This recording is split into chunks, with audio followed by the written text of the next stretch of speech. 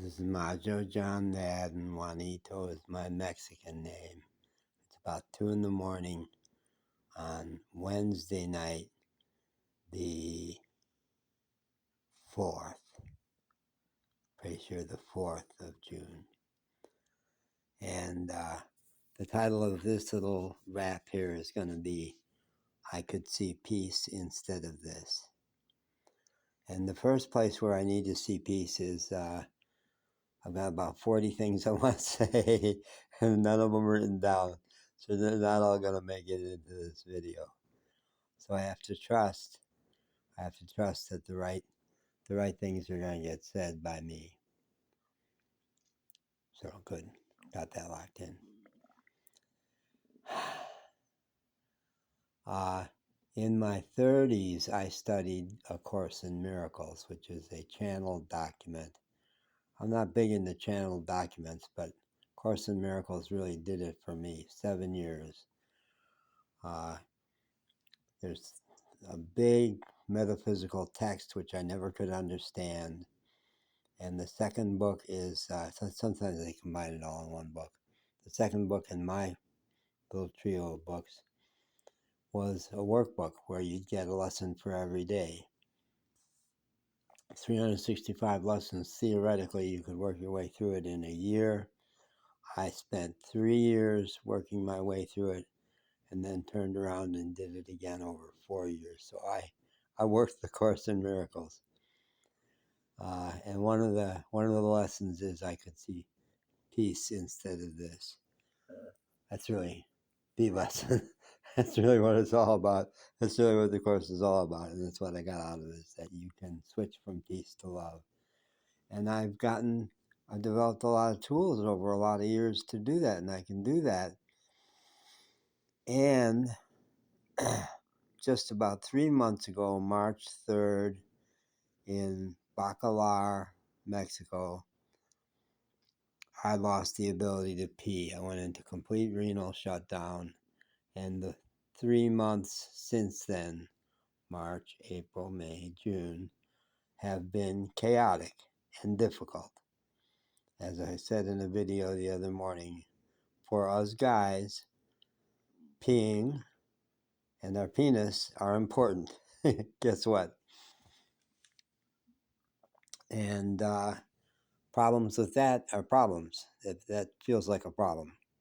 So I think I can be forgiven if over the last 3 months, which has included a whole lot of time in hospitals, and now I'm in a nursing home rehab center, I can be forgiven if I have fretted a bit, if I have kvetched a bit over the last 3 months. Yeah, I lost it, basically, because not only did my peeing operation stop, and I've mostly been wearing catheters for 3 months, but my whole relationship with Kundalini, with the life energy, sexual energy, got interrupted because I've got a plastic thing shoved up my dick, and it messes with my relationship with myself. So I think I can be forgiven if it's been a hard time for me, and it's thrown my balance way off, and along the way, I picked up a diagnosis of terminal cancer, which turned out not at least to be exaggerated. It looks like I have 3 different cancers: prostate, kidneys, and there's a thing on my face that I've had for a long time, and it's almost certainly cancerous.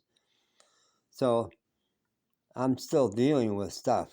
So along the way, I also got medevac from Mexico, where I've been incredibly happy for 2 years, back to Asheville, North Carolina, where I had been very happy from 2004 to 2020 in many ways. It's a wonderful town, but it's not my town anymore. I'm really meant to be in Mexico.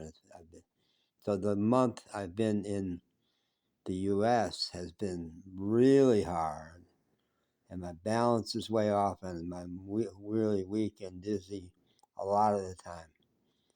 So I think an objective person would say this has been a rough 3 months.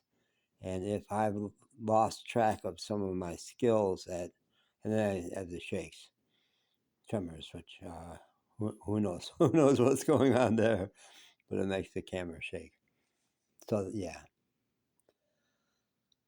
So, a week ago here at the rehab center where I am, they ran a trial to get me off the catheter, which I'm really, really, really not wanting to wear a catheter the rest of my life, okay? It didn't work. I couldn't pee. And it involved a lot of pain and several insertions of catheters, which is not fun. It was a rough night and a big setback, and left me down. Left me down. I was down. Really down. Monday, I had my first meeting with my private urologist. And I had the fantasy that all urologists were guys because only guys went to urologists. Well, no, women have urological problems too. And I'm dealing with a very fine physician's assistant named Jennifer.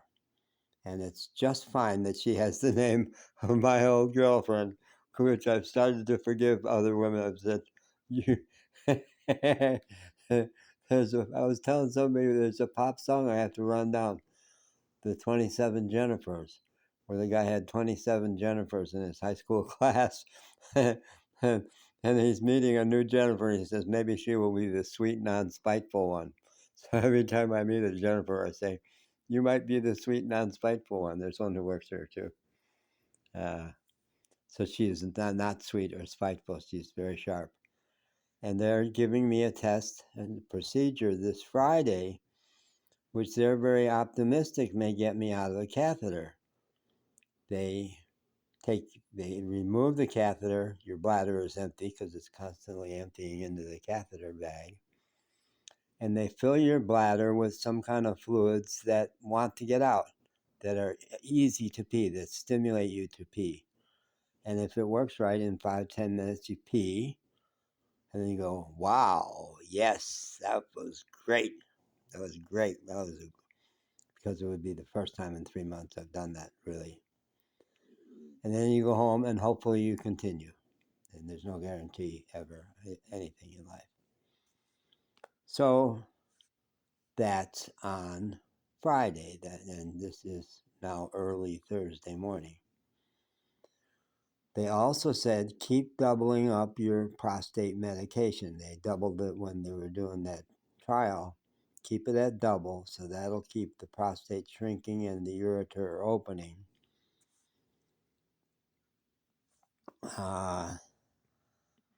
But I missed a dose last night. I went to bed early, like at 7 o'clock. I went to dozed off to sleep, and I said, they'll be bringing my medication at bedtime because I'm supposed to be doing the double dose every day before Friday, and it's important because it'll help that procedure go well. So I drifted off going, well, they come around late. They'll wake me up and give me my meds. So I woke up around 1 in the morning this morning, and well, sure, I had not had any meds.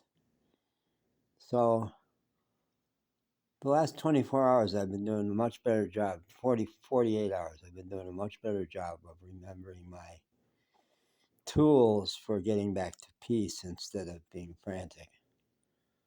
So I just rolled over, picked up my camera with my phone, which was sitting there, and wrote a little alarm for myself in the morning to ask about my meds.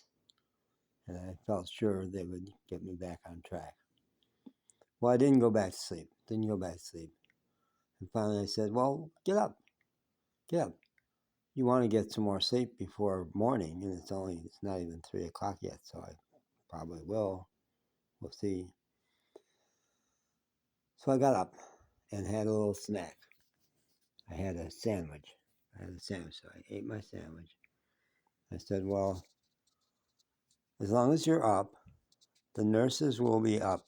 I don't hear them out in the hall, but there'll be a nurse and a nurse's aide here tonight. And you're up, put your shorts on, and go outside and ask about the meds. You could take them now, would be great. So I went to put my feet down on the floor, and there was a little lagoon of piss on the floor. I put my sandal on and it was like, oh, that's wet. Why is that wet? Well, my Foley bag there had not been appropriately closed by moi. So I could have gotten mad at myself, but I just cleaned it up. I had a couple of towels in the bathroom, and I just cleaned it all up and hung up the towels, and they'll put the towels in the laundry tomorrow. So I kept seeing peace instead of this. I didn't fret. I just used the towels, cleaned it up, and went out to the nurse's station and inquired about my meds in a very gentle, quiet way. Lots of people are sleeping. And one of my absolute favorite nurses, Jay, was a hero for me the night of the catheter difficulties a week ago. She's a super competent nurse who drives. She lives here. She lives here in Nashville. Super competent. I said, Jay, I think I didn't get my meds last night. And she opened up the book and did some searching around and said, oh, for 3 nights in a row I was here, you weren't getting meds at night. And you were supposed to get meds at night. And I blew it. I didn't give them to you. And she's got very high standards, and she can be rough on herself. She's a nurse. She doesn't want to make life-threatening mistakes. Yeah. So she started to get rough on herself. And I had a chance to say to Jay, who I love and I think is a really wonderful nurse, to say to her, you know, Jay, when I start showing up perfect, I'm going to start judging other people for being imperfect.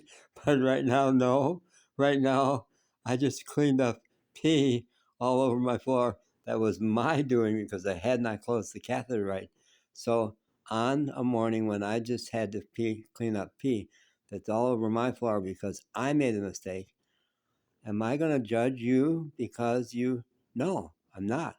I'm not going to judge you for that. Not only am I not going to judge you, I'm going to teach you one of my favorite Spanish phrases, which is no importa.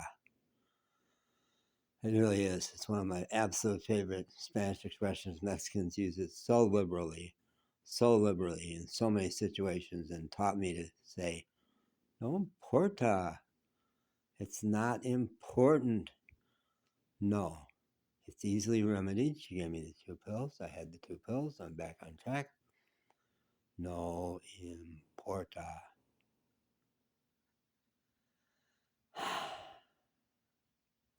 And I could see peace instead of this. And I can, and right now I am. And I bet that before 6 o'clock in the morning, when things start picking up around here, I will get a little more sleep. I wouldn't be surprised. I wouldn't go all boo-hoo if I don't. Maybe I'll stay up. Maybe I'll write. Maybe I'll do jumping jacks. No importa, folks. No importa. Good night. Sleep tight. Descanse, they say in Mexico. Sleep tight. Sweet dreams.